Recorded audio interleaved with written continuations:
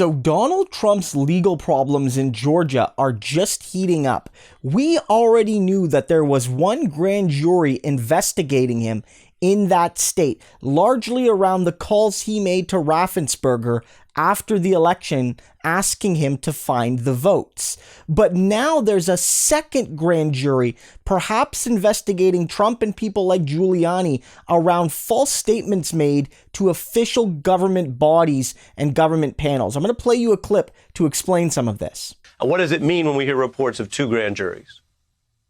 He certainly is looking at criminal exposure, Ari. I mean, at this point, Donald Trump is the only president to have more open grand juries than election wins. And these grand juries are significant. That's a very serious prosecutorial step, as the Supreme Court has said. And it looks like, according to the news reports, that they're on the verge of using their inquisitive powers to subpoena, that is, get documents from the president. I mean, one question I have, Ari, is why are there two grand juries investigating this? What is the breakdown between them? Normally, you would just have one. So I think there's a lot of unanswered questions, but if you're Donald Trump right now, it's not looking good. Yeah, you're saying that it is a little bit legally unusual, so you're wondering why. We were wondering why. Well, that's why we asked you, Neil Katyal. But sometimes the answers aren't immediately availing until we learn more of what is generally a pretty secretive process. I want to read a little more from the Daily Beast article. It says prosecutors are eyeing false statement charges. The Fulton DA's team zeroing in on claims Giuliani made to Georgia state legislators and Trump's numerous erroneous assertions, for example, to the Secretary of State there, who, by the way, Republicans are now trying to politically punish and attack, all for simply doing his job in a fair way. The Giuliani part is interesting because, as you know, Neil, there's a lot of latitude for people to say things in public forums.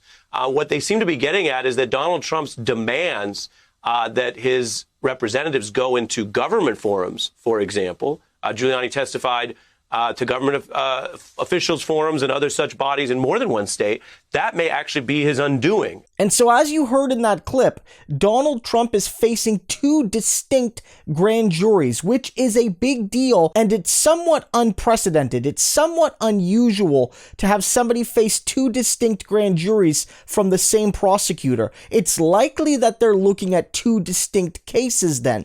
One might be dealing with that original call that he made to Raffensperger, again, asking him to find the 12,000 and odd votes, 11,000 and odd votes he needed to flip Georgia from Biden back to Trump, from, Democrat back to Republican. But also, there's some discussion about how Trump's false statements, while generally protected under the First Amendment, might hurt him because he and his lawyers, his lawyers under his instruction, lied to government officials in Georgia. And that may be a crime. In general, you're allowed to say pretty broad things in free societies. As long as you're not defaming a company or an individual or a body, you usually get away with it. But if you go before government panels and you lie, you knowingly tell falsehoods, you may face legal consequences for that. I don't know if it's technically perjury, because not all courtrooms and not all bodies are created equal, but false statements to government bodies, knowingly lying, often carries criminal penalties, or at least potential criminal penalties. And so this is the closest Donald Trump has gotten to maybe actually facing real deal legal consequences. Do I think Donald Trump is going to go to jail ultimately? I am very skeptical. As I've noted, there's a lot of reasons why people are going to be reluctant to lock up a former president. How people will think that even if Trump is guilty and deserving of the time, a lot of people might be reluctant to really push that button, because it is something that a lot of people are going to take great offense to. And whether we like to admit it or not, Donald Trump as a former president will be treated differently, even in comparison to other rich white men, let alone the fact that he is a rich white man and that carries a lot of privilege. But if he's going to go to jail, this is the biggest leap we've seen towards that.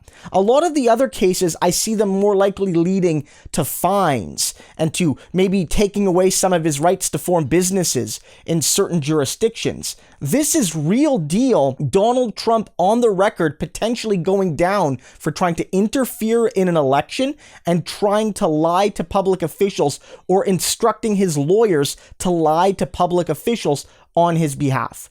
Is Trump going to go to jail? I'm skeptical, but Georgia, they may lock him up.